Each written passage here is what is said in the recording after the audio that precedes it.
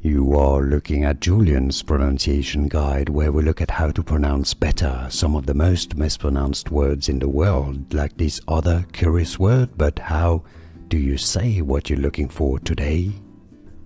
We are looking at how to pronounce these words and more confusing vocabulary, so stay tuned to the channel to learn more. Immute, mute. Both British and American pronunciations are similar here. Immute.